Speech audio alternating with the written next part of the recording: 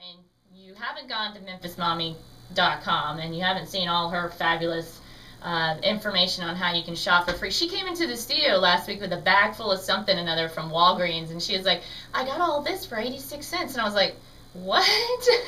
And it was like air freshener stuff that you plug into the wall, and I'm like, that's like $8 a thing. She was like, I had a coupon. I'm like, good grief, that's crazy. So what we were talking about is that if you go to her website and learn about how to shop smart, and that will give you the money that you need to buy the healthy foods and the organic foods. Go down to the farmer's market and things like that and shop more healthy. When you start making smarter choices, like eating out less. What I like to do is I like to eat out like once a month at one of the fabulous Memphis restaurants where like Flight or Circa or Andrew Michael's Italian Kitchen, where it's a little more pricey, but you get the quality, not the quantity. I am not I'm not a commercial restaurant person at all. I'm more on the other end of it because I care about what I put into my body. I do have a glass of red wine or some beer, whatever, because it reduces the cholesterol and it's actually healthy. But like I've said all this other times, that if you consume too much, that's when it's not healthy and your heart rate goes up. So your blood pressure and all that. Then you have problems, like fatty liver. That's not good. But I will say this: it's the clean 15, if you want to call them.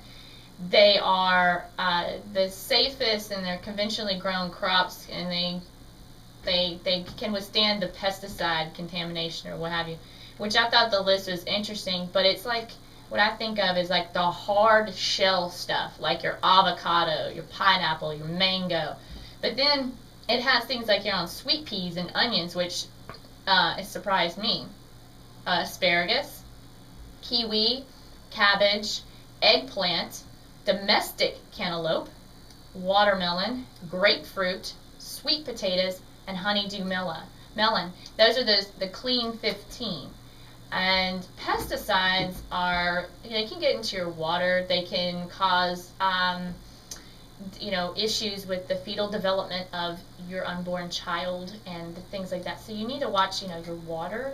And even though Memphis has fabulous water, I still have a filter. I drink filtered water, and I put the little carafe in my refrigerator, and it's nice and cool, and I love it after a long run and during a run. And you think about that. I have seen people take a water bottle, like your commercial water bottle, and I don't know where they get this water. You ever wondered that? Like, you ever seen the Sprite commercial where you got the guys drinking the water or something, and you got the bear doing his business in the stream, and it's like spring water.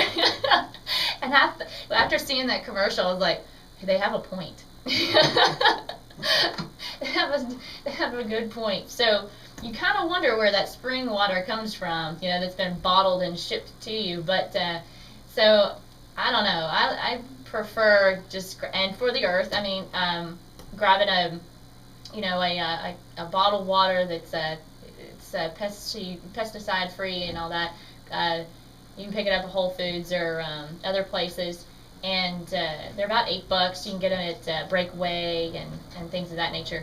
And Outdoors Inc. has a great selection too. That's where I got my daughter's small little Camelback thing, and that totally works. But be careful what you put in your body. So when you have pesticides, etc., from these, I wash them. But whatever, it says the clean 15, and it has no detectable residues of the pesticides. So, and like 4/5 of the cabbage samples in this scientific expedition, if you will, had no detectable pesticides, and then followed by sweet peas and then eggplant.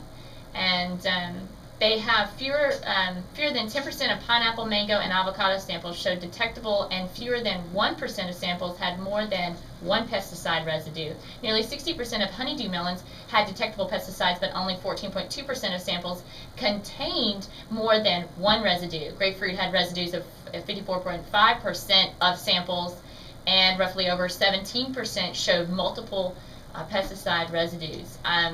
It's kind of interesting, but the ones that you need to buy organic, without a doubt, because nearly they wash, and when you wash the fruits, and especially the ones that need to be organic, you're washing away nutrients. I mean, you're scrubbing the heck out of stuff, and you're just washing away the nutrients, because the nutrients lie within the skin, like an apple.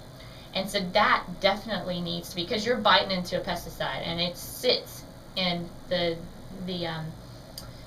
skin of the fruit. So you have like celery, where you have the xylem that will just absorb. If you ever did that 5th grade experiment and you put the celery into the ink, and then it turned like red or whatever, okay, think of that, just turn that and make that pesticide.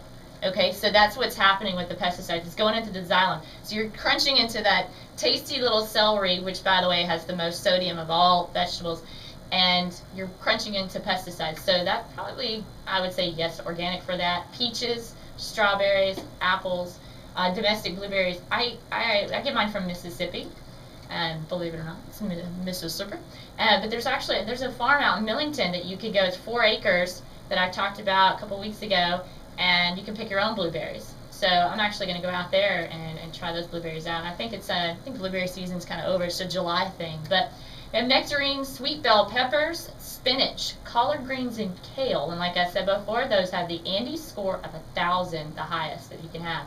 We have cherries, potatoes, it's the baking potato, and imported grapes. And so that's the, I guess that's the, what do they call it, the dirty one, the dirty dozen or whatever. Sounds like movies. But anyways, but the reason why is because the dirty dozen tested with more than 96% of the peaches tested positive for pesticides, followed by the nectarines and apples at 94%. Nearly 86% of peaches contain 2 or more pesticide residues, followed by apples and nectarines. Among the vegetables, and believe it or not, like I said with the xylem, some 95% of celery samples tested positive for pesticides, followed by imported cucumbers, and then potatoes at 84%.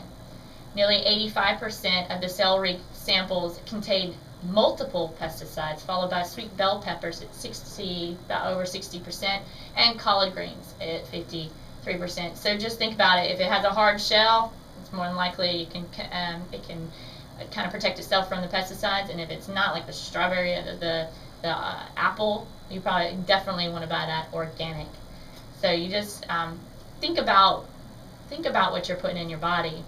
And also keep in mind that maintaining your family's health is not the only reason to choose organic food. Pesticide and herbicide use contaminants in groundwater, ruins soil structures, and promotes erosion.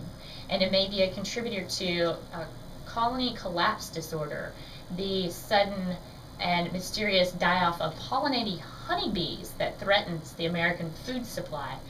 Buying or growing organic food is good for the health of yourself and also the planet.